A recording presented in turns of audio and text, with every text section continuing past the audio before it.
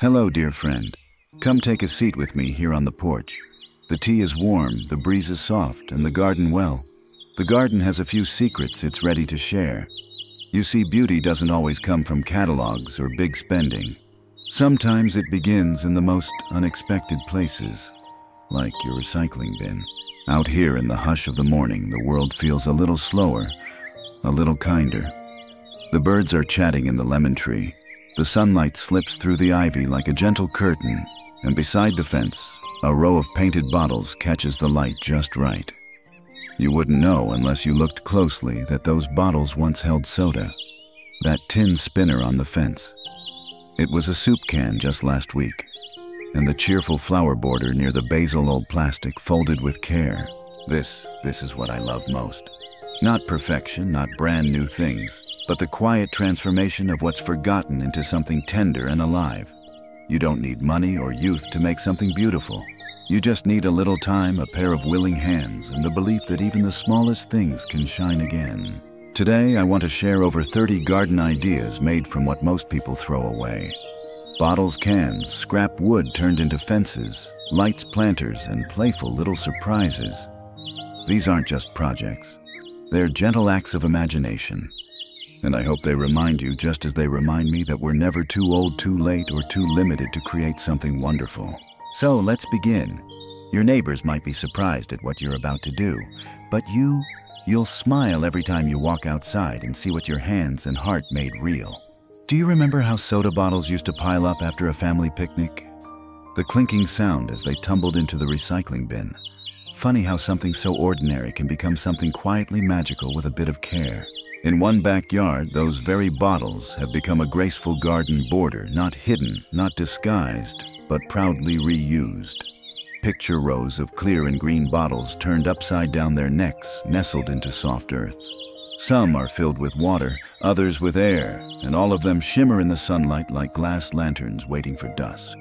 The trick is gentle repetition. You don't need to bend low or dig deep. Simply mark the garden edge with a shallow trench using a hand trowel, nothing strenuous. Then line up the bottles side by side, pressing them gently into the soil so they stand at attention like tiny soldiers keeping watch over your herbs and flowers. The effect is stunning, a glinting jewel-toned frame that catches the morning dew and draws the eye. To make it even more accessible, use a short garden stool to work from a seated position or take it a few bottles at a time. There's no rush. It's not a race. Let it be a moment of peace, a little time in the garden just for you. Now imagine this edging wrapping around a bed of lavender and thyme. The bottles act not just as decoration, but as warmth holders too, keeping soil temperatures cozy during cool nights. They also help keep mulch in place and gently deter pets from trampling tender seedlings. And more than function, they offer a story, one of rebirth. Each bottle once tossed aside now holds space for something alive. Isn't that something we all deserve?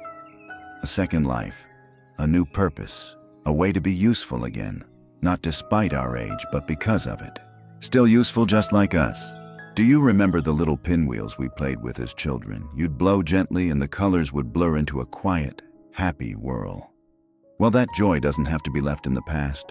With nothing more than an empty soda can and a splash of paint, you can bring that feeling back right into your garden. Start with a few clean soda cans, any size will do. With a careful slice down the sides, they open like petals. Cut thin spirals from top to bottom, and when you gently pull them apart, they become spinning ribbons. A coat of paint, soft pastels for something gentle or bold. Primary colors for a cheerful pop transforms them into little whirlwinds of joy.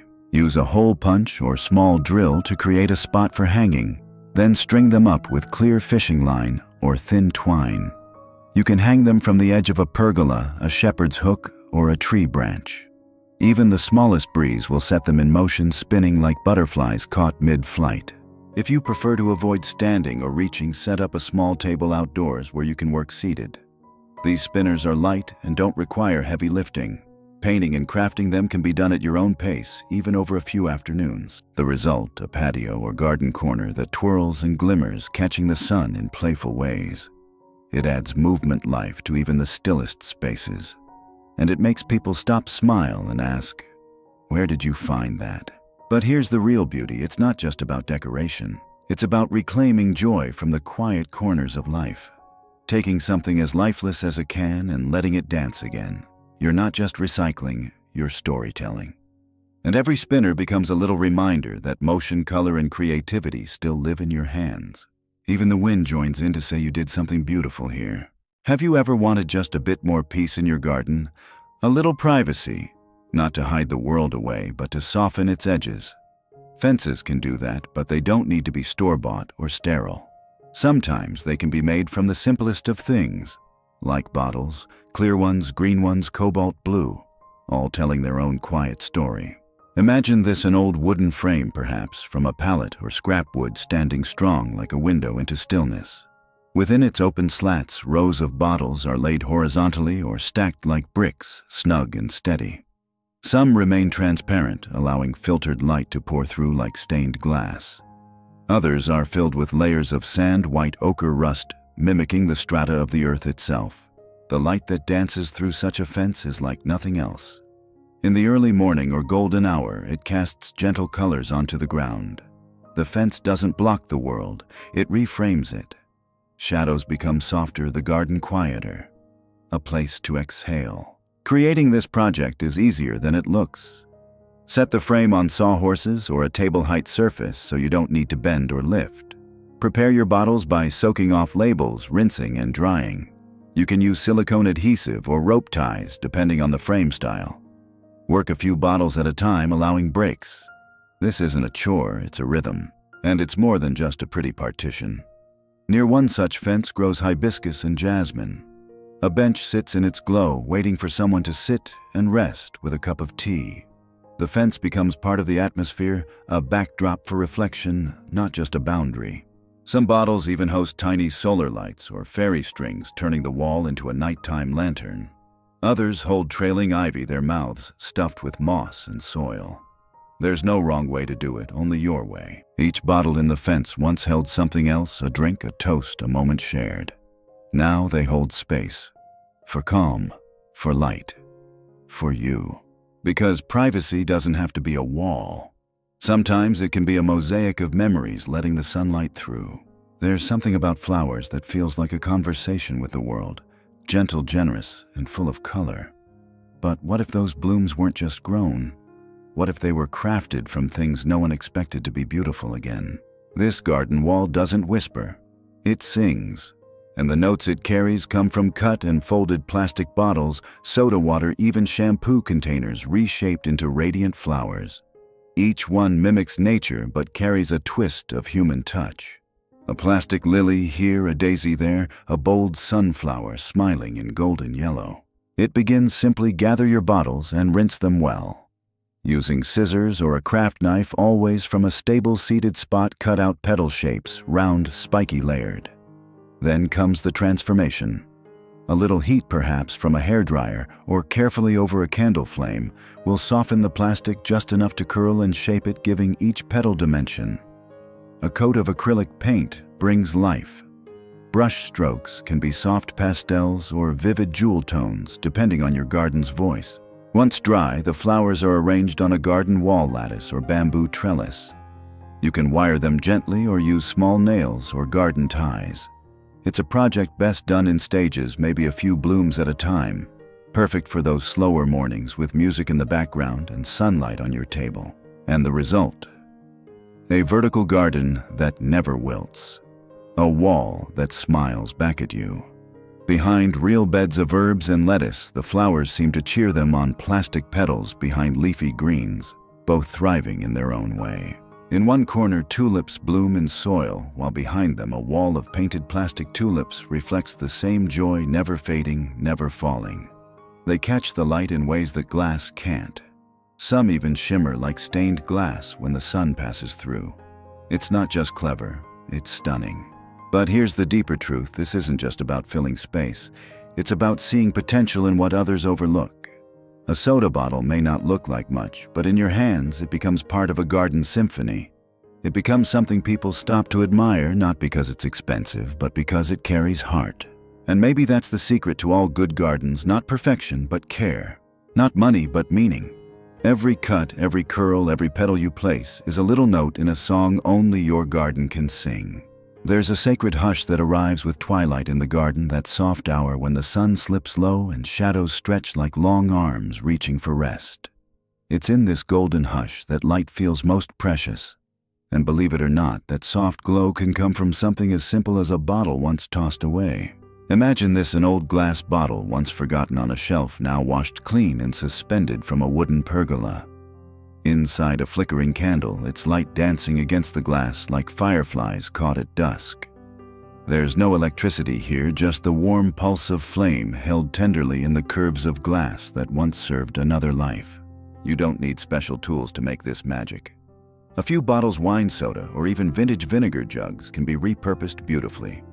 If lifting is a concern, use smaller bottles and hang them from eye-level hooks or branches using twine wire or macrame bottle holders that can be tied gently while sitting on a garden bench or stool. To safely hold a candle, fill the base with a bit of sand or gravel for stability. Tea lights, especially battery-powered ones, are a lovely choice if open flame feels risky. Line them along a trellis across your porch beam or hang them at staggered heights to create a cascading ceiling of golden halos. In one corner of a garden, a table sits beneath these gentle lights, a cozy space framed by jasmine and roses.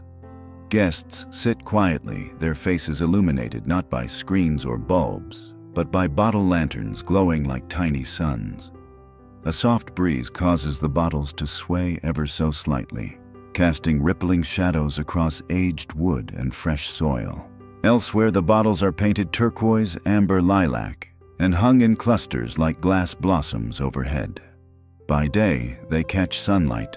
By night, they become stars in your very own sky. And the best part, you can make this entirely from what you already have.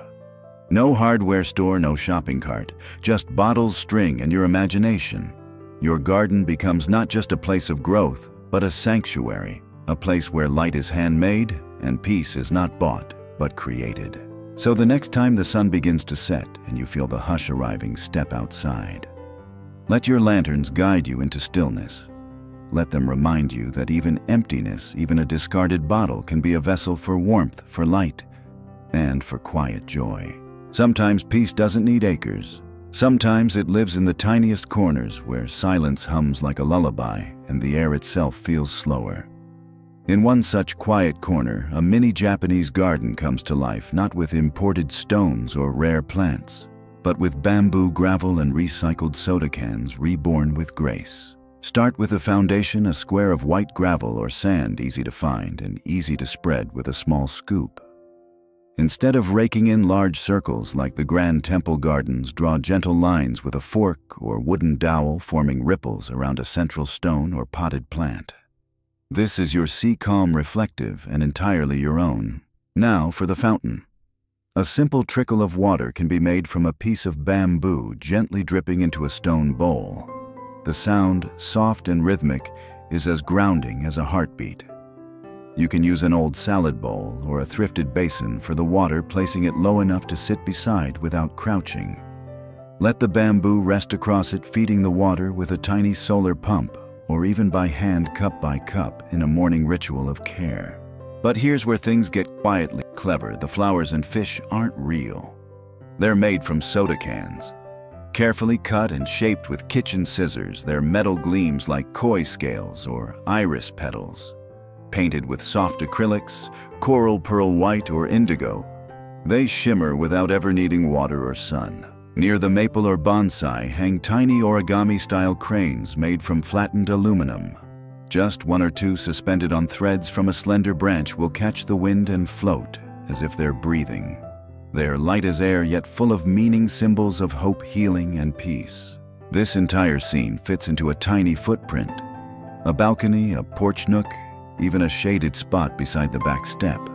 And everything is built from what you already have, or can gather gently: a few soda cans, a bit of bamboo, some gravel, and your own calm attention. The magic of a Japanese garden isn't in its size, it's in its intention. It teaches you to pause, to notice, to breathe.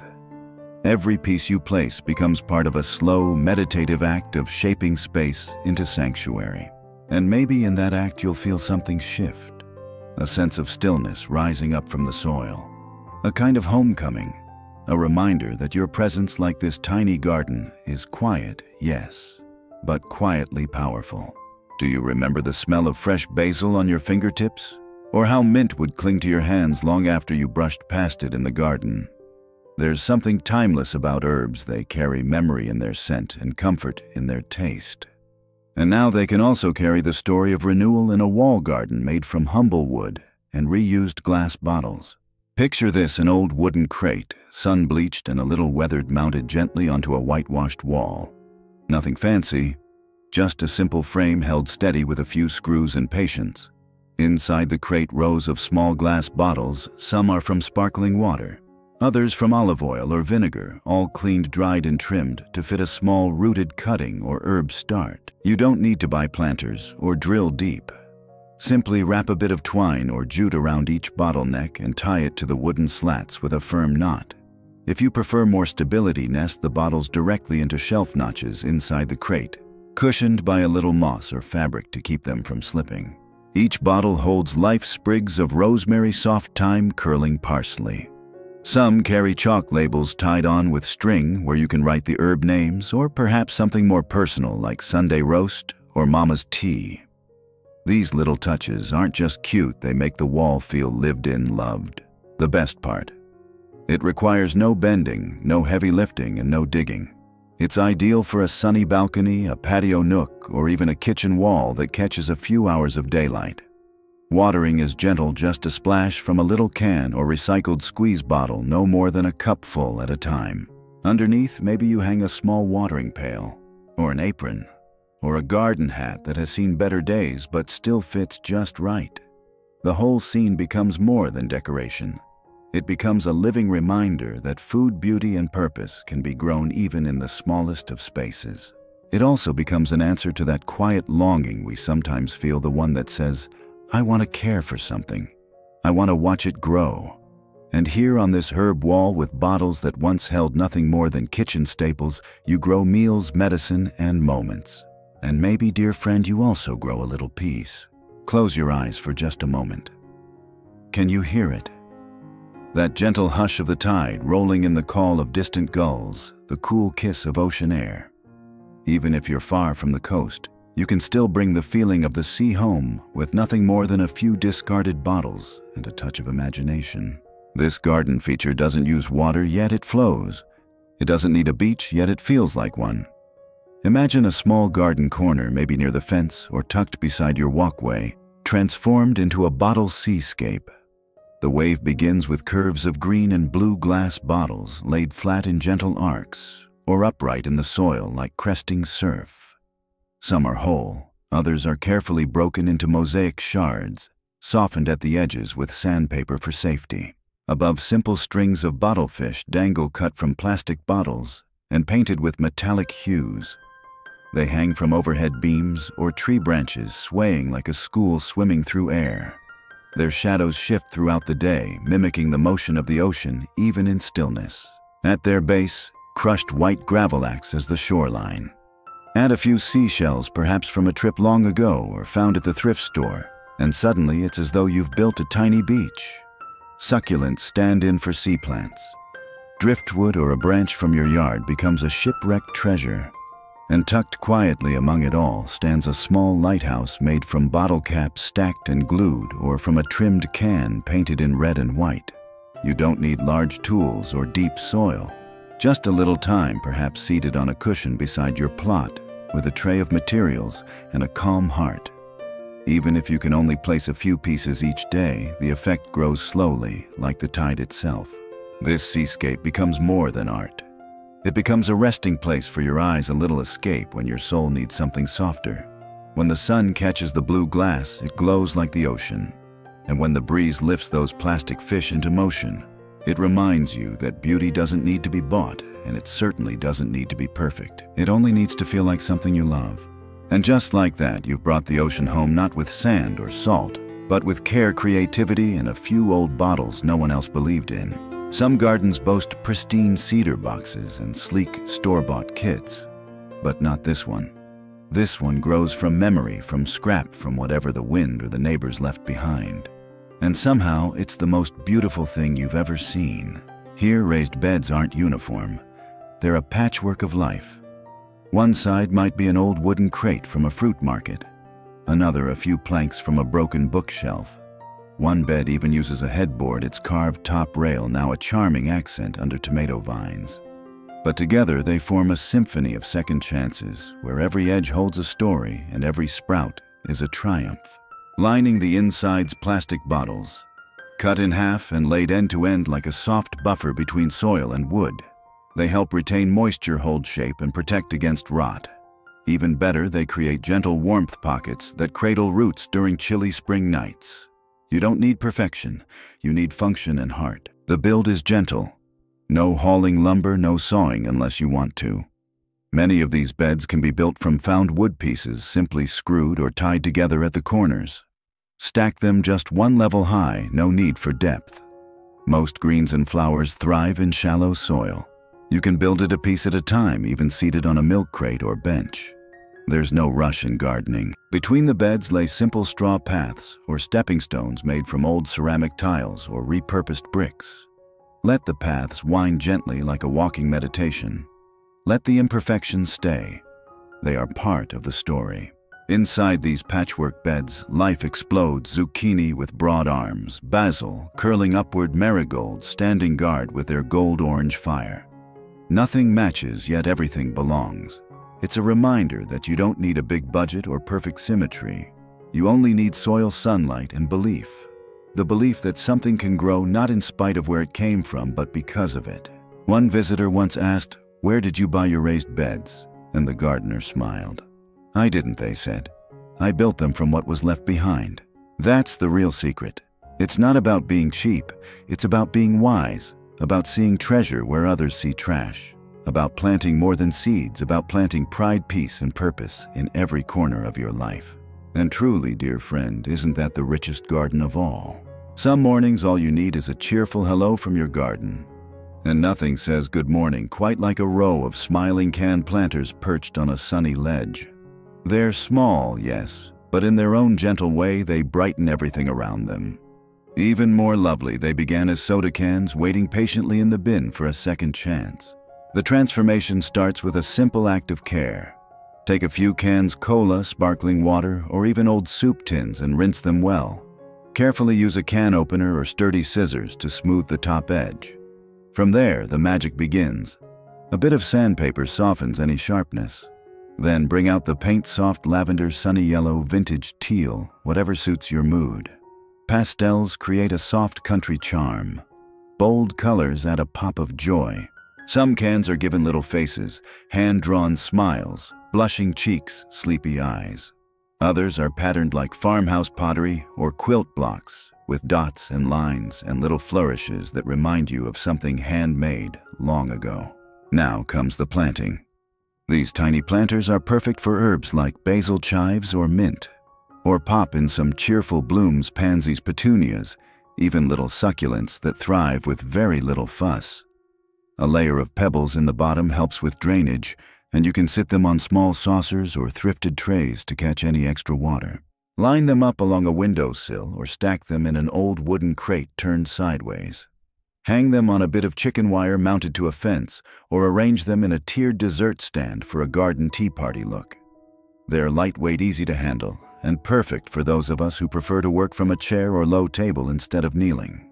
Each one brings its own personality to the space. Some are shy, some bold. Some sit alone, others gather in little families. And all of them speak of care of someone who took the time to see beauty where others saw only trash. And that's the magic, isn't it? These little cans once rattled around with no purpose. Now they hold life, they hold color, they hold joy. Much like us, they've been repurposed, reimagined, and made useful again, not in spite of their dents and scratches, but because of them. So go ahead, make a few. Let them keep you company with your morning coffee or evening tea. Let them whisper, you still have it, the hands, the heart, the imagination. Because you do. And that, dear friend, is the sweetest garden truth of all. Every garden has its own rhythm, a slow breathing kind of music. And somewhere within it, there's often a quiet spot set aside for dreaming. A gazebo, a pergola, a shaded nook where time feels softer. Now imagine decorating that space not with store-bought garlands or pricey ornaments, but with painted plastic bottles reborn as fluttering birds and blooming petals catching the breeze like poetry. It begins: simply gather empty plastic bottles, soda juice, even shampoo, all shapes welcome. Rinse them clean and remove the labels. With a pair of sturdy scissors, slice them into petals, wings, feathers, even long streamers. The plastic is forgiving. It wants to be transformed. Now bring out the paint. Acrylics work best, they cling beautifully. Think soft lavender, buttercream, sky blue, rose pink. Some bottles become flowers with layered petals, each curved gently with the help of a little heat.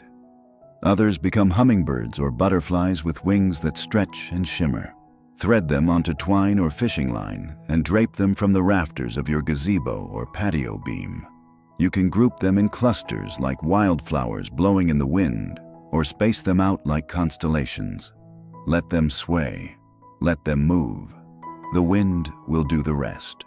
In one garden, an entire ceiling of a gazebo glows at sunset. Strands of painted bottles, shaped like soft lanterns, ripple in amber and coral hues above a table set for tea.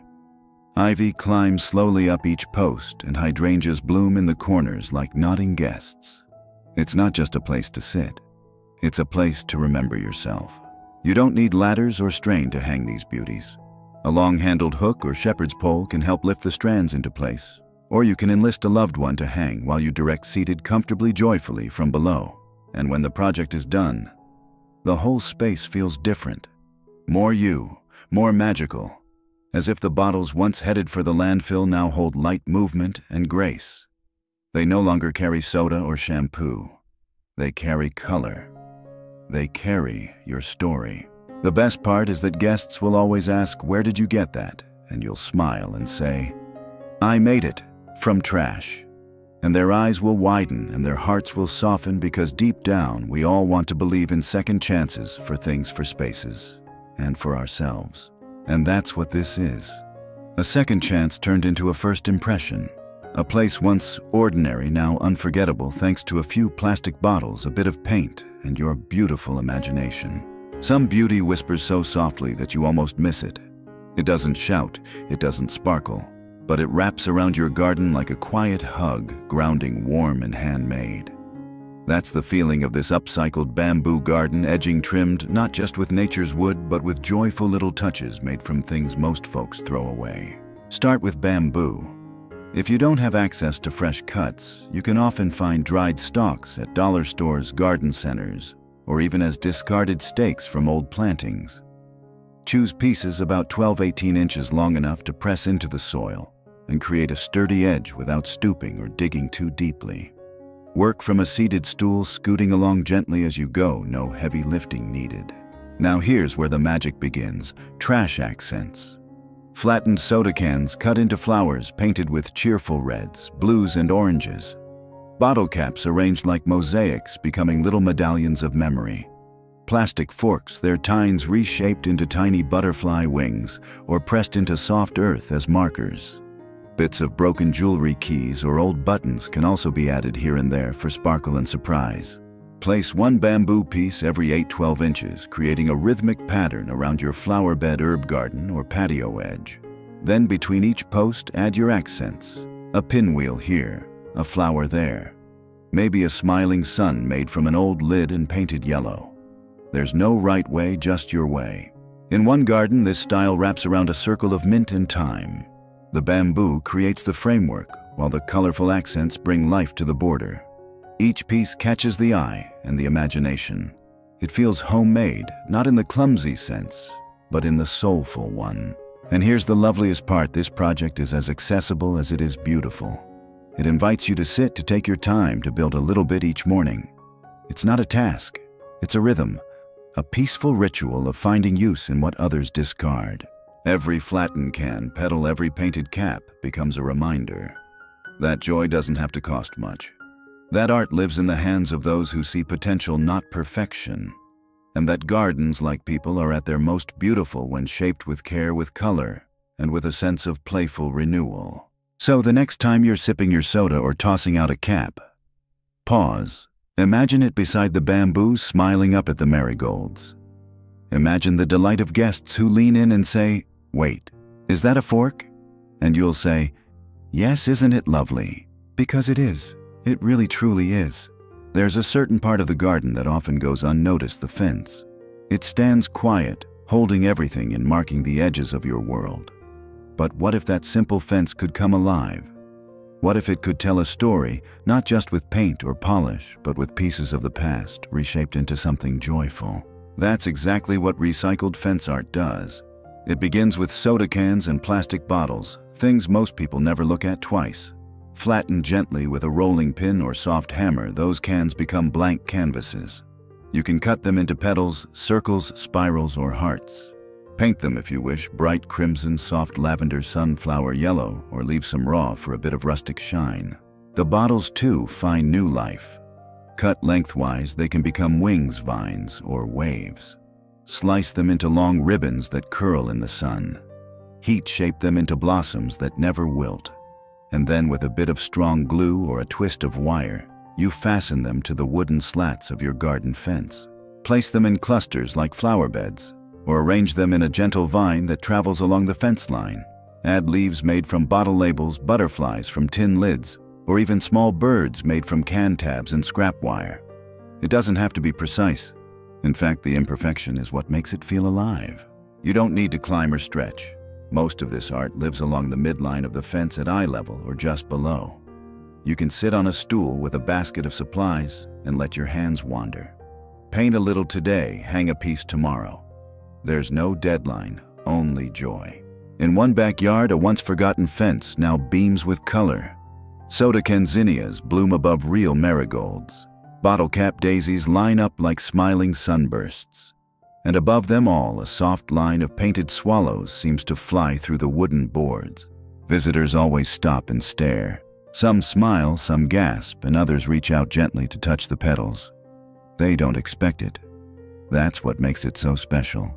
And perhaps more than anything, this project is a reminder that even the background parts of our lives, the fences, the routines, the things we thought were just there can become something beautiful with a little attention. That joy can live in places we almost gave up on. That your hands still know how to make magic from the mundane. And that nothing, not a can, not a bottle, not even a weathered piece of wood, is ever truly just trash. It's a waiting story. And today, you get to write it. Do you have an old wooden chair tucked away in the garage? One with a wobbly leg, maybe missing a spindle or two. Before you send it to the curb, let's pause.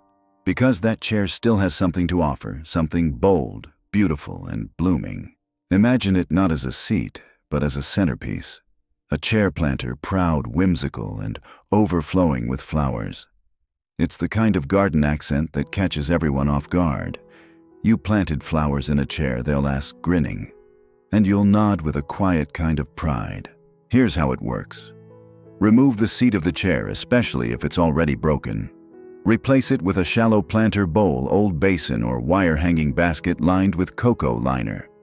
Nestle it gently into the frame, securing it with zip ties, strong wire, or a bit of wood underneath for support.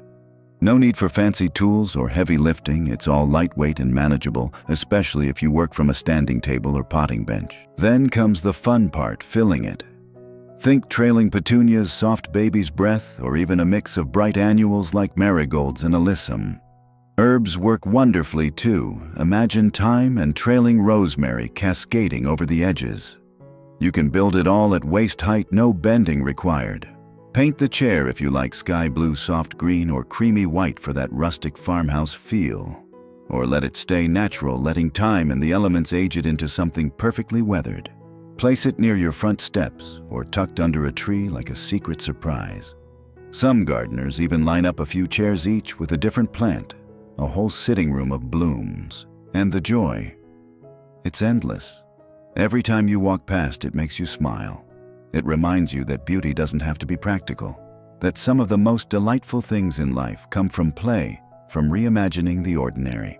That old chair may not support your weight anymore, but it can support a basket of lavender. It can lift a bed of moss. It can hold up hope gently and gracefully, just like you've done so many times before. Because, dear friend, age doesn't mean the end of usefulness. It means the beginning of wisdom. And this chair, like you, still has stories to tell, roots to grow, and beauty to share. So pull it out from the corner, dust it off, and give it a second chance to stand tall, this time with petals instead of people. There's something quietly dignified about old tools. The ones with worn handles and scuffed blades, the kind your father or grandfather might have used to turn the earth season after season. They may not be sharp anymore. They may not dig like they used to, but oh, how they still speak. Now imagine this: an old rusted shovel blade repurposed as a welcome sign at the entrance of your garden. Standing proud, weathered, not retired but reimagined. To begin, find a spade or shovel head that's no longer fit for digging. Maybe the wooden handle broke years ago. Maybe the metal has rusted in places. That's perfect, because this project celebrates the imperfect. Clean the blade gently with a wire brush or bit of sandpaper, just enough to remove loose rust. You don't want it shiny, you want it storied. Then take a paint pen or acrylic brush and write your message. Welcome. Grow slow. This way to joy. Whatever feels like home to you. You can stencil it if you like, or freehand with a soft, playful touch. Add a small flower, a vine, or a heart. Some folks glue on bits of old jewelry or broken keys for extra charm. Once dry, the blade can be mounted onto a short garden stake leaned against a porch railing or even hung on a fence. It doesn't need to be high or fancy, just visible, just sincere. This sign doesn't scream, it doesn't need to. It whispers to those who visit, you are welcome here. This space was made with love. Even broken things can become something beautiful. It's a project that requires almost no lifting, no bending, and very little cost, just your care. You can paint it from a seated position at a table. Let it dry in the sun beside you while you sip your coffee. Then place it where it feels right and let it greet the world for you. And every time you pass it, every time someone pauses to read it, you'll feel something quiet stir. A sense that your garden isn't just about plants. It's about presence, about putting pieces of yourself out into the world gently and with intention. This sign is more than decoration. It's testimony that you see value in the forgotten, that you believe in redemption, that you know how to turn rust into reverence.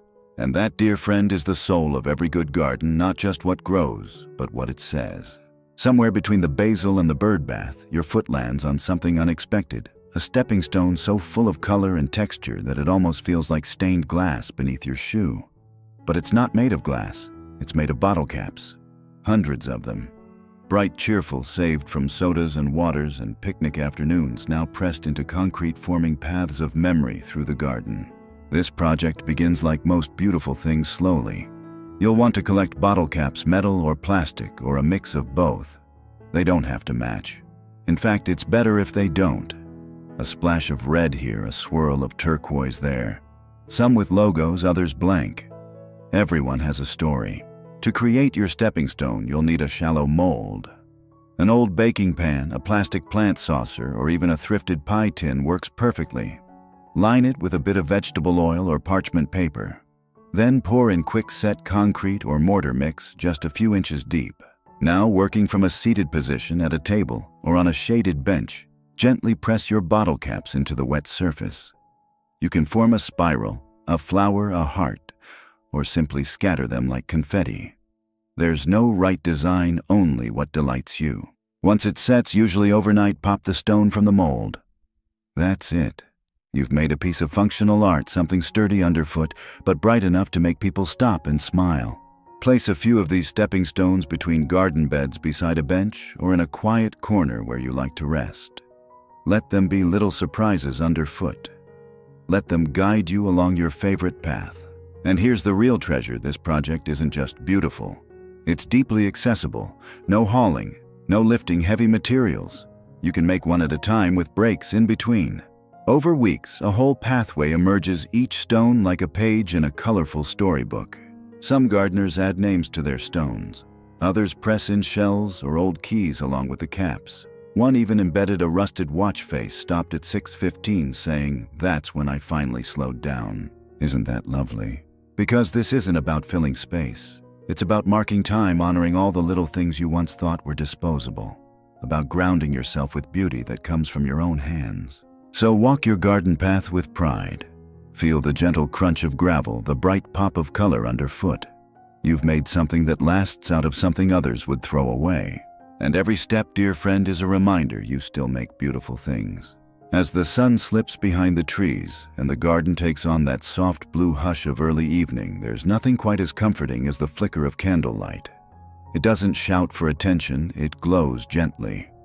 And with just a few old tin cans, you can create that glow for your garden in a way that feels both timeless and tender. It begins with a can the kind that once held soup beans or tomatoes. Clean it out, remove the label and fill it with water. Then place it in the freezer overnight. Why? Because frozen water allows you to punch holes into the sides without denting the can. Once the water is solid, take a small nail and a hammer. While seated comfortably at a table or even in your lap with a sturdy pad underneath, gently tap patterns into the can. Dots in circles, simple stars, maybe the shape of a flower, a moon, or even your initials. There's no rush, only rhythm. When you're done, let the ice melt out, dry the can, and add a coat of spray paint or leave it raw and rustic. Soft white for elegance, deep turquoise for charm, or cheerful yellow for summer spirit. Now place a tea light or battery-powered candle inside. When lit, the light escapes through the holes in soft pinpricks, casting lace-like shadows across the patio or garden wall. Line a few along the path. Cluster them on an old bench. Hang one or two from a shepherd's hook or tree branch with a bit of wire. The effect is magic. Not flashy, but soulful. The kind of light that makes you breathe a little deeper. The kind that reminds you, even when the day ends, beauty continues. This project is gentle on the body and the budget. It requires only simple materials, a steady hand, and a little patience. You can create a single holder over tea in the afternoon, or make a matching set over a few quiet mornings. And when guests arrive and you light them, you'll see it in their eyes. That pause, that wonder, that moment of you made this. Yes, you did, out of what once was scrap. Because you saw possibility. Because your hands still remember how to create calm. Because you know that light, real light, doesn't come from perfection. It comes from presence. So tonight, when the garden rests and the sky fades into stars, light a few of these humble lanterns. Let them flicker in rhythm with the crickets.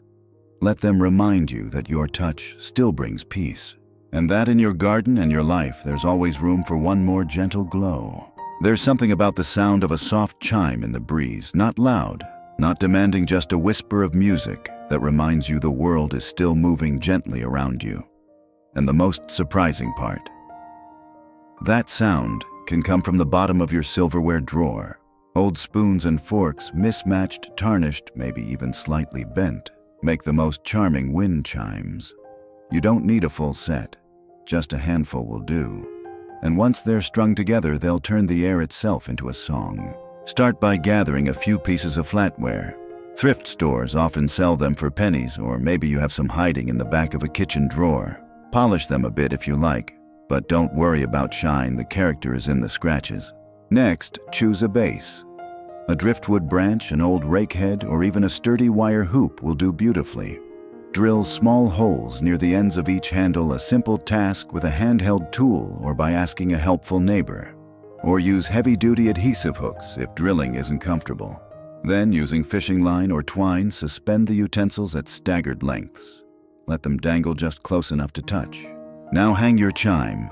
A shepherd's hook in the garden, a nail on the porch post, a branch outside the window. No step stools needed, most of these can be hung while seated or with a gentle reach. The wind will do the rest. A breeze rustles the chives and basil, and suddenly a soft tinkle of silver. It's not loud, it's not flashy, but it's enough to make you pause, to notice, to breathe. And here's a secret: each spoon, each fork once served meals and gathered stories. Maybe it stirred tea on a rainy afternoon, or twirled spaghetti during a family dinner. Now it sings. It reminds you that nothing is too small to matter, not even the things we often overlook. Some gardeners add beads or colored washers for a splash of color. Others tie on tiny bells or wooden tags with handwritten notes. One woman tied on a single key to my grandmother's back porch, she said. And every time it moved, she swore she could still hear her laugh. This project isn't just a craft, it's an echo. a reminder that memory, music, and meaning live in the smallest of things. So the next time the breeze rolls through your garden and your chimes begin to dance, listen closely. That sound, it's your story still unfolding. Sometimes the best support doesn't come from the ground, it comes from something old that's been standing strong for years. And that's why an old metal bed frame, the kind that once held dreams and midnight stories, can become one of the most poetic trellises your garden has ever seen. It starts perhaps with a trip to the shed or a curbside discovery. A vintage headboard with scrollwork curls, or maybe just a basic frame with sturdy bars. You lift it upright and suddenly it's not a bed anymore. It's a gate, a garden arch, a canvas for climbing roses, beans, or morning glories. Position it against a fence along the edge of a patio, or as a freestanding feature tucked into a flower bed. If the frame is lightweight, you can stake it gently into the ground or secure it with garden ties to nearby posts. No drilling, no complex tools, just gentle assembly. Once in place, the transformation begins. Clematis reaches through the bars, peas spiral upward. Moonflowers bloom like soft white lanterns come dusk.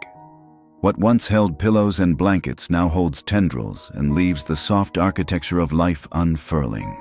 Paint it, if you wish, a soft robin's egg blue, a creamy antique white, or leave it rust-kissed and honest. Let it weather. Let it blend with the greens and browns of the earth.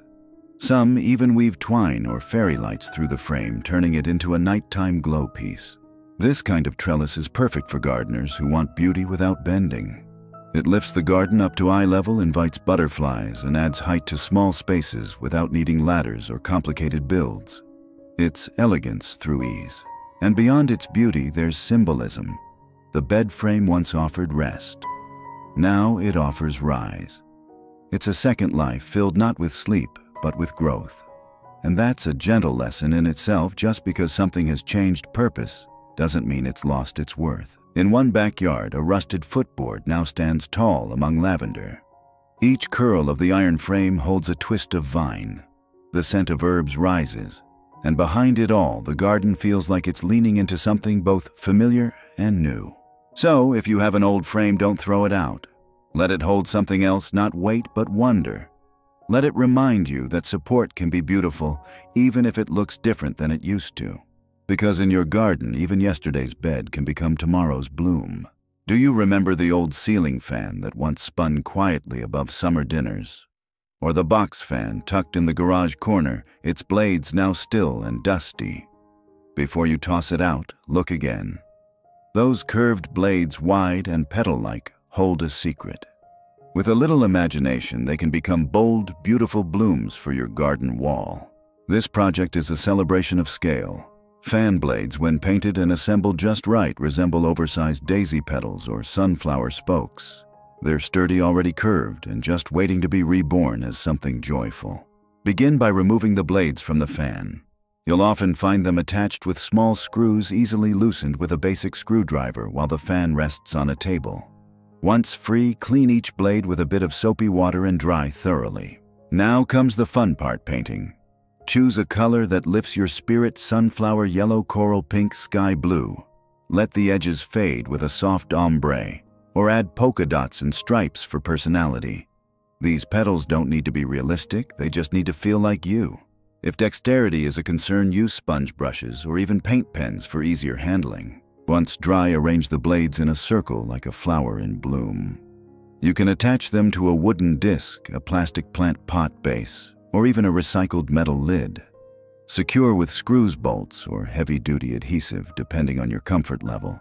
And right at the center, try a tin can lit a round mirror or a painted bottle cap mosaic to serve as the flower's heart. Mount your finished bloom to a garden fence, shed wall, or porch post. Keep it low if you prefer to work seated. This piece doesn't need to be high to shine. You might even plant real flowers beneath it, echoing its shape with marigolds or zinnias. The result is delightful. A burst of color that never wilts. A flower made not from petals, but from patience. Not grown, but built with care and a wink of humor. This is the kind of project that doesn't ask much, just a willingness to see something new in the old. To believe that even a broken appliance can become garden art. And maybe when neighbors pass by and stop to admire the giant bloom on your fence, they'll ask, "What on earth is that made from?" And you'll smile. "Just an old fan," you'll say. But what you'll mean is just imagination, just heart, just me. Because in this garden, nothing is too ordinary to be extraordinary. Every gardener knows that the secret to a thriving garden lies beneath the surface, in the richness of the soil, the unseen work of worms, and the quiet decay of what once was. And one of the easiest ways to create that magic, a humble compost bin. Even better, one made from an old trash can. Yes, that battered plastic bin in the corner, the one with the cracked lid or faded color, can become the heart of your garden. Not just a place to toss scraps, but a vessel for transformation. Here's how to begin. Choose a trash can, plastic or metal, preferably one with a secure lid. With a drill or hammer and nail, make a series of holes around the sides and base to allow for airflow. This helps everything inside break down faster and prevents unpleasant odors. Don't worry about making it perfect, just evenly spaced holes will do. Set the bin on bricks or wood blocks to allow drainage beneath. Place it somewhere shady and accessible where you don't need to bend too far, or haul it often, maybe beside the shed or near your garden bench. You can even add handles or wheels to make it easier to move if needed. Now start feeding it. Vegetable scraps, coffee grounds, crushed eggshells, grass clippings and dry leaves. Avoid meat, dairy, and oily foods. Keep a small countertop container inside the kitchen, maybe an old coffee tin or jar. And once a day, take a quiet stroll to add to the pile. Every week or so, give it a turn. A long stick or shovel handle works fine, or just tip the bin slightly back and forth. It doesn't need to be strenuous, just enough to stir it up and encourage the natural breakdown. Over time, something amazing happens. All that waste turns into rich, dark compost, the very thing your flowers, herbs, and vegetables love most. You can spread it gently around plants, work it into raised beds, or sprinkle it into potting mixes. It's gardening gold. But this isn't just about making soil. It's about a shift in how you see things. A banana peel isn't garbage. It's potential. A wilted bouquet becomes tomorrow's bloom. And that old trash can, it becomes a symbol of renewal. Because composting is a quiet kind of faith, a belief that decay leads to life and that nothing truly good is ever wasted. So the next time you look at that cracked old bin, smile. It's not the end of anything. It's the beginning of something nourishing, something generous, something grounded. And just like your garden, just like you, it's still full of purpose. There's something wonderfully grounding about a cinder block. Heavy, solid, steady, they're the kind of thing you see stacked in garages, leaning against sheds, or gathering dust in forgotten corners. But today, they get a promotion. With just a little arranging, those old blocks become the bones of a vertical garden. No hammer, no nails, just gravity, soil, and soul. Start with a few leftover blocks. Even 2 or 3 can make a statement. Set them on a flat surface like a patio porch corner, or even along the edge of your fence. Stack them in a staggered or step-like pattern with some open ends facing outward or upward. These hollow spaces become your new planting pockets. You can build this arrangement slowly, 1 block at a time, while seated or using a garden cart to help move them. If the full-size blocks feel heavy, try half blocks or lighter concrete alternatives. The goal isn't height, it's charm and access. Once your design is set, line each hollow with landscape fabric or even recycled plastic containers cut to size. Fill with rich soil, perhaps some from that compost bin you made, and tuck in your favorite small plants. Trailing herbs like thyme or oregano. Cheerful pansies, moss rose, or tiny succulents thrive in these cozy corners. Watering is easy, just a gentle trickle from a squeeze bottle or cup. No bending needed. And because the structure rises off the ground, it's perfect for gardeners who want to stay upright or seated while tending their plants. To add a personal touch, paint the blocks with soft colors, pale mint dove, gray butter yellow. Or leave them raw for a rustic, industrial look. You can even stencil words on the sides, grow peace home. Each one becomes a gentle declaration in your garden space. What's most lovely, though, is how this simple build transforms small areas. A bare wall becomes a living sculpture. A forgotten porch corner becomes a source of pride. And visitors always pause and ask, "You made that from cinder blocks?" Yes, you did. Because beauty isn't about expensive materials. It's about attention. It's about making something useful and lovely out of what's already nearby. And isn't that the heart of gardening and of life? Taking what feels heavy, what feels left over, and stacking it gently into something alive. So gather a few blocks. Stack them like a poem. Let the plants spill over like verses. And when you sit beside your little tower of green, you'll know in the quietest, most satisfying way that you built something wonderful. One block, one bloom, one breath at a time. Do you remember the old tea kettle? The one that once sang on the stovetop, announcing warm moments with its gentle whistle. Maybe its handle is cracked now, or its bottom a little scorched. But don't toss it just yet, because it's ready to sing again this time as a cozy little birdhouse tucked into your garden. It starts as all good stories do, with a bit of nostalgia and a splash of creativity. Take an old kettle, it could be enamel metal or even ceramic, and give it a gentle wash. Let the patina stay. Those tiny dings and faded patches are part of its story. With the lid removed or wedged slightly open, it becomes an ideal nook for a small bird. Wrens, chickadees, or finches love snug, protected spaces. If needed, drill a small drainage hole in the bottom so rainwater can escape, or simply tilt the kettle slightly forward when you hang it. Mounting can be easy and strain-free. Use a sturdy hook to hang the kettle from a tree branch, shepherd's pole, or a pergola beam.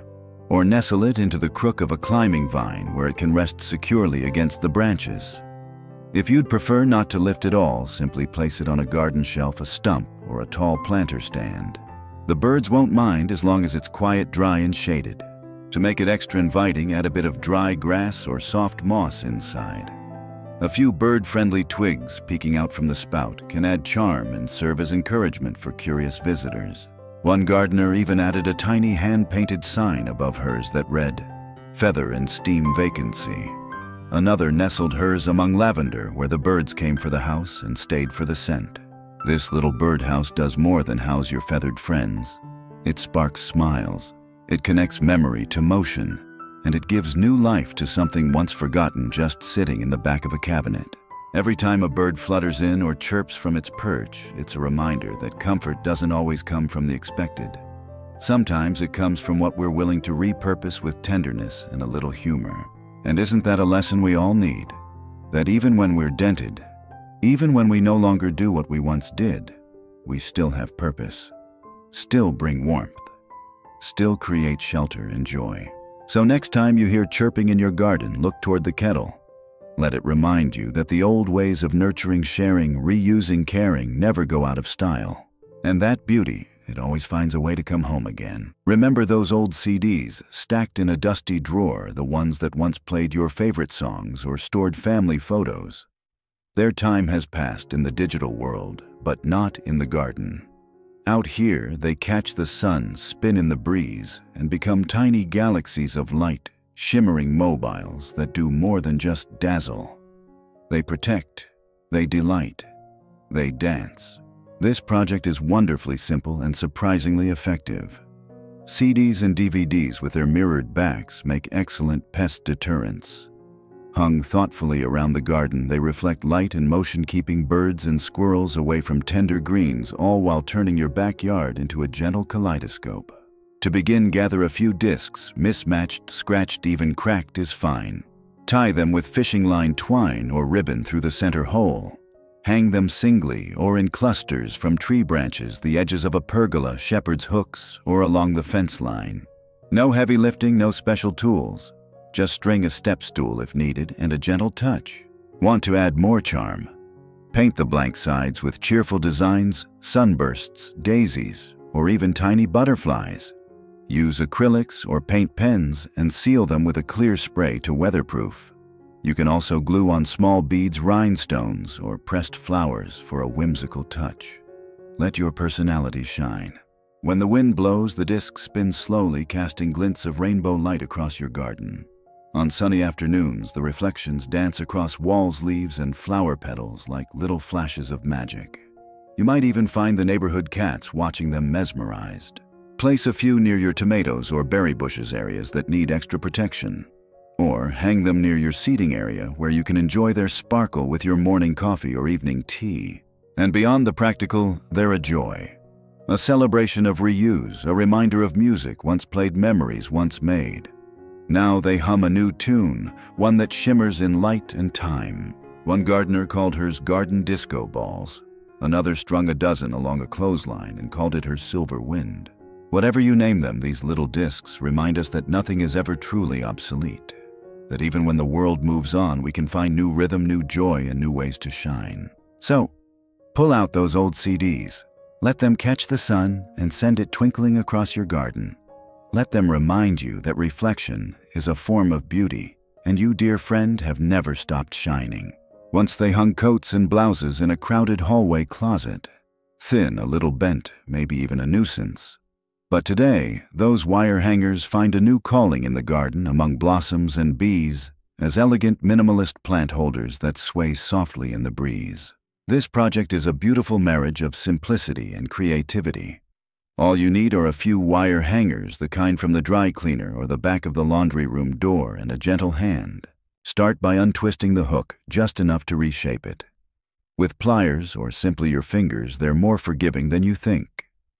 Begin bending the lower half of the hanger into a circle or cradle large enough to hold a small flower pot or recycled container. The shape doesn't need to be perfect. In fact, the handmade curve gives it character. Bend the hook backward to become a hanging loop, and now you've created your frame.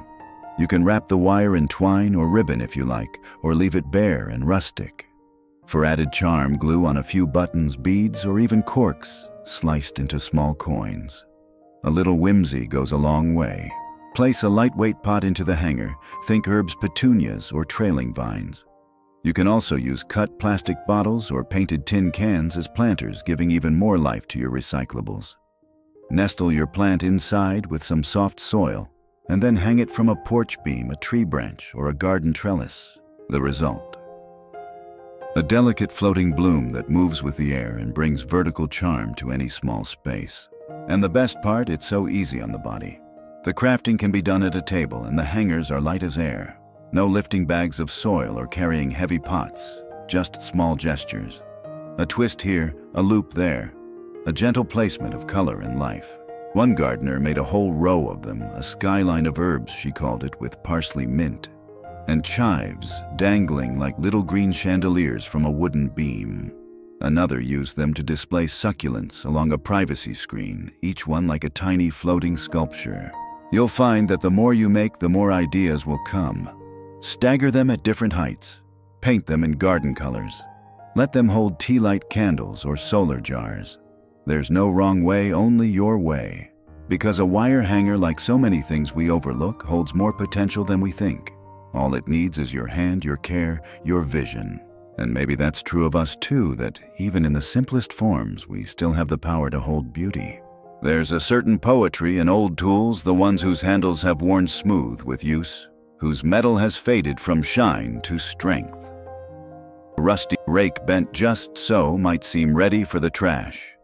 But in a gardener's heart, it's not the end of its usefulness, it's just a new beginning. This project is as practical as it is charming.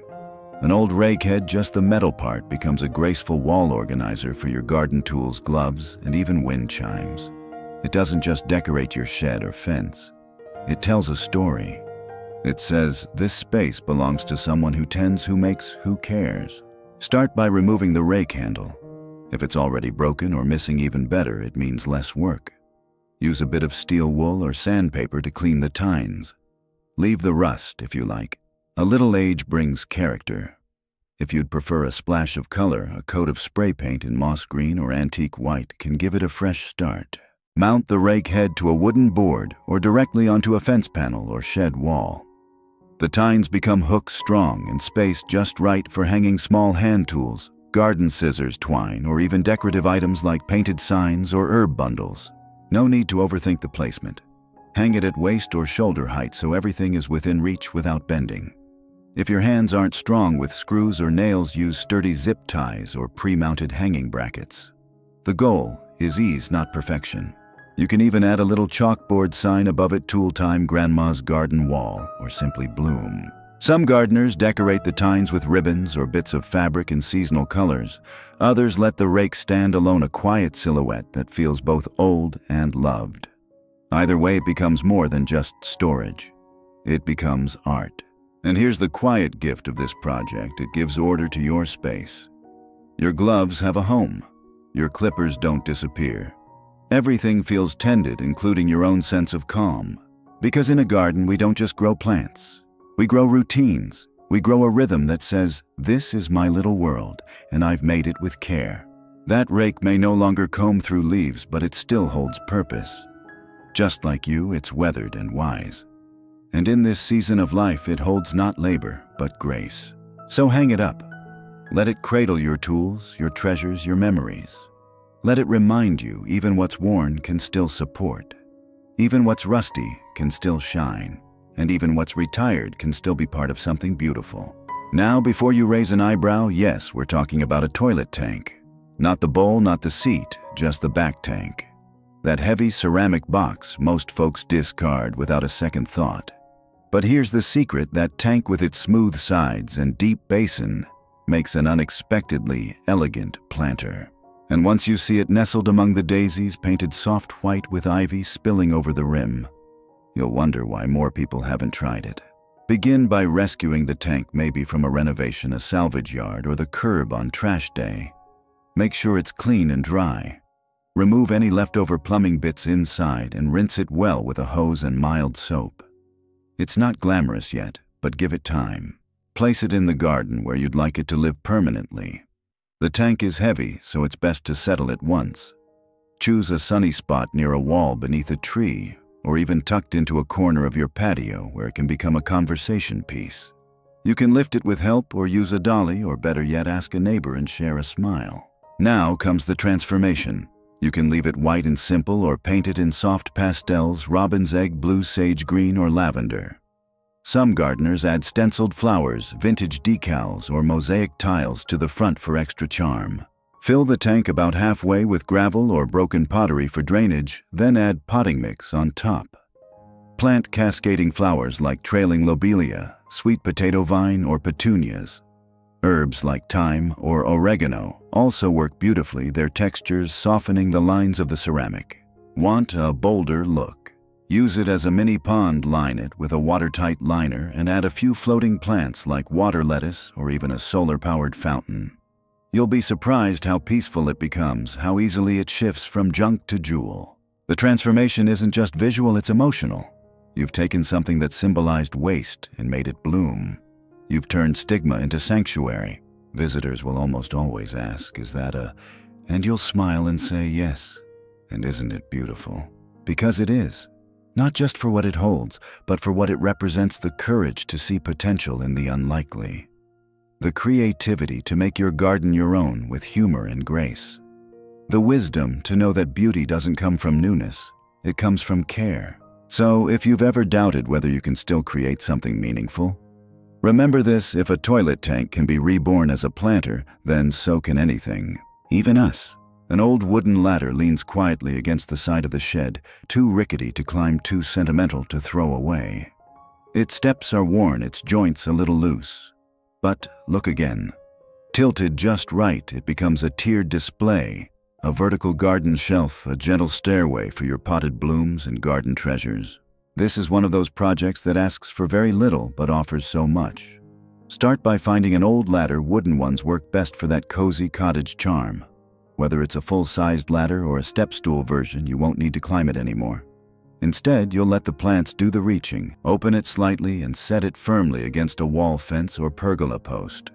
You don't need to secure it with bolts or braces unless it feels unsteady.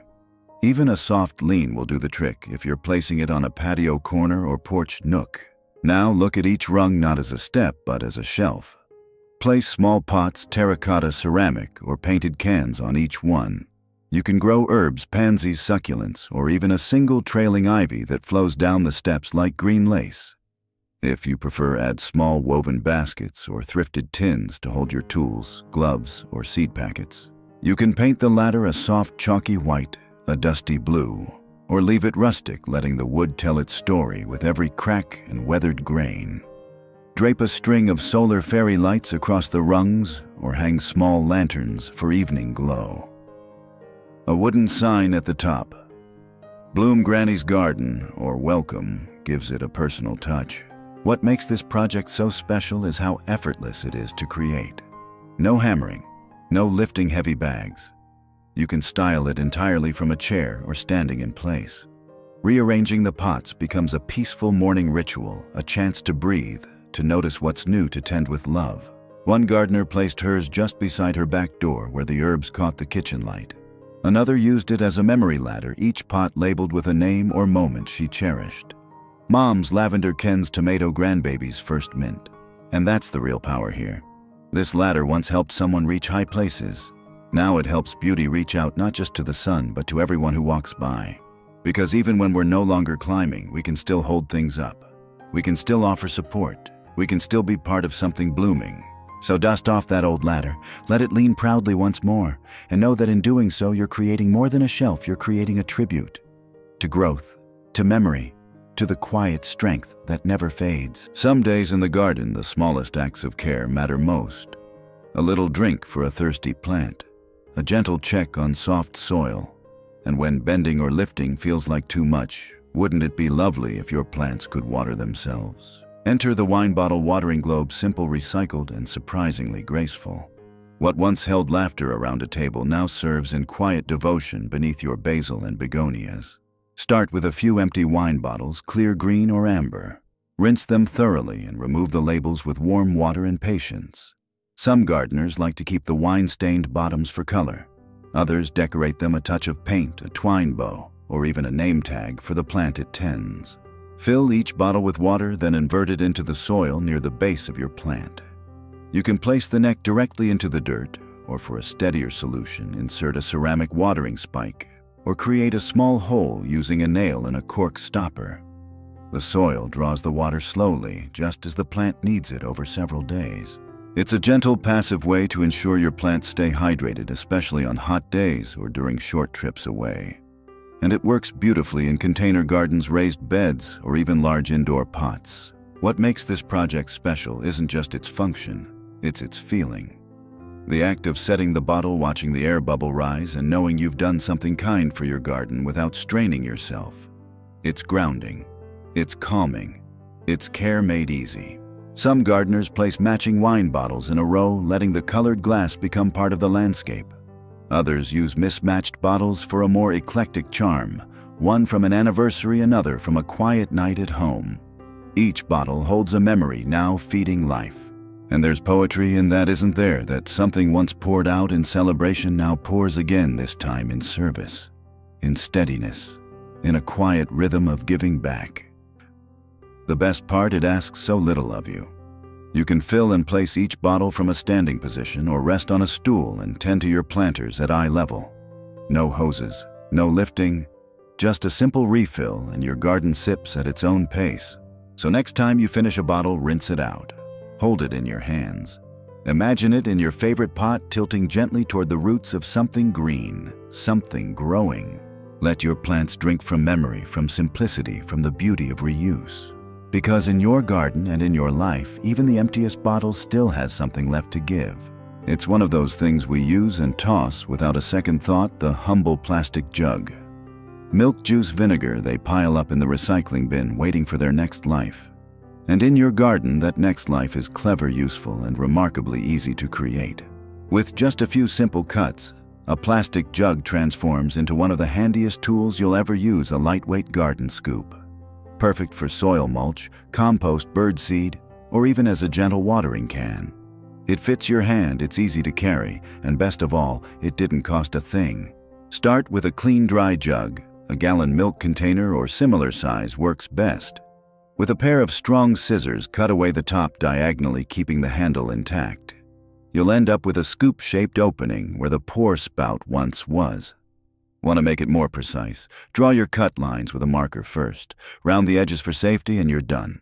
You can make scoops in all sizes, some shallow for seed starting mix, others deep for compost or gravel. Label them if you like with a marker or paint pen. Soil seeds tea. Compost. Or decorate them with cheerful patterns, making even the simplest chore feel special. Store them right in your raised beds, on a shelf in the shed, or hanging from a hook on your rake organizer. They're feather-light, so even tired hands won't struggle with them. And if one cracks or wears out over time, just make another. The recycling bin is always ready. But here's the thing, this project is more than convenience. It's about awareness, about paying attention to what passes through your hands each day and asking, could this be something more? One gardener used hers as a scooper and watering can in one, filling it halfway with water and pouring gently over new seedlings. Another cut a jagged edge into hers and used it as a weeder for soft roots. Yet another added holes to the bottom and made a mini colander for rinsing herbs. There's something deeply satisfying about making your own tools. It connects you not just to the earth, but to yourself. It says, I can work with what I have. I can solve problems. I can shape my space with my own hands. And isn't that what gardening is? A quiet partnership between who we are and what we grow. A belief that small actions like repurposing a plastic jug can ripple out into something nurturing, something lasting. So next time you pour your last glass of milk or vinegar, don't toss the container just yet. Look at it differently. See the handle, the shape, the possibility. Because in your garden and in your life, every little thing has potential, even a jug, even a moment, even today. You might not think twice about an old mattress spring. Coiled, rusted, tucked away in a shed or waiting beside a dumpster, it looks like nothing but junk. But in the right hands, even these spirals of steel can bloom again. Quite literally. This idea is as charming as it is unexpected, using bed springs as whimsical flower holders. Each coil, once part of someone's dreams, now cradles jars, bottles, or small pots filled with fresh-cut blooms or trailing greenery. It's rustic, it's poetic, and it's surprisingly easy. Start with a single coil, often found on vintage crib mattresses or box springs. If you've got the full spring frame, even better. You can separate the coils with wire cutters or keep them attached in rows to create a larger display. If rust is present, you can brush it lightly with steel wool or leave it as is for that antique farmhouse look. Now find your holders. Small mason jars, spice jars, recycled yogurt glass pots, anything that nestles snugly into the spring. You don't need to glue or fasten them. The coils hold them gently, like a hand offering a cup. If you're concerned about tipping, a bit of twine tied around the neck will steady them just fine. Fill the jars with water and your favorite fresh flowers, daisies, lavender, zinnias, or opt for dried blooms like baby's breath and eucalyptus. Some gardeners use faux stems for year-round color. Others plant directly into the jars, adding soil and moss for a more permanent mini garden. Display the spring holders on a windowsill, porch rail, or attach them to a fence or trellis. They're lightweight and don't require heavy tools to hang. A nail, a hook, or even a simple garden tie will do. One gardener hung 6 springs in a row from an old board, each one holding a bottle of wildflowers. She called it her memory wall because each jar reminded her of someone she loved. Another placed a single spring beside her back door with fresh rosemary in it, the scent greeting her every time she stepped outside. And isn't that the heart of it all? These coils once held weight, now they hold joy. They hold light. They hold life. They remind us that nothing is ever too far gone to be beautiful again. So the next time you pass an old mattress spring or find one in your attic, pause. Don't see rust, see potential. See the way it curves, how it reaches upward, ready to cradle something new. Just like you, always ready to hold something blooming. When twilight falls and the sky deepens into velvet, there's a particular kind of peace that descends on a garden. The flowers quiet, the birds tuck in, and everything slows to a soft hush. It's in these moments that a little light, warm, welcoming, and handmade can turn your path into something magical. And all you need to create it are a few old glass jars. They could be anything: pickle jars, mason jars, jelly jars from years ago. Clear or colored, smooth or embossed. Each one holds its own quiet charm. And now, instead of being packed away or tossed, they'll line your walkway like a string of stars, gently guiding your steps. Start by rinsing and drying the jars. Remove the labels if you like, or leave them on for a vintage look. Drop a small solar light inside each one, the kind you can find at the dollar store, or online for pennies apiece. Or if you prefer something more nostalgic, use battery-operated candles or tea lights. Place the jars along the edge of your garden path, porch steps, or flower beds. If your walkway is uneven, nestle them into the soil slightly to keep them steady. You can also sit them inside small terracotta pots or line them in wooden crates for extra flair. To make them even more special, decorate the jars with lace twine or pressed flowers. Some gardeners paint the insides with frosted glass spray for a gentle glow or use glass paints to create floral patterns and stained glass effects. No two need to match. In fact, the variety is what makes them sing. And here's the best part. This is a project you can do entirely seated at your own pace. You can decorate a few jars in the morning, place them in the afternoon, and watch them glow come evening. There's no rush, no bending. Just quiet intention. At dusk, when they begin to flicker to life, the effect is pure enchantment. The path shimmers.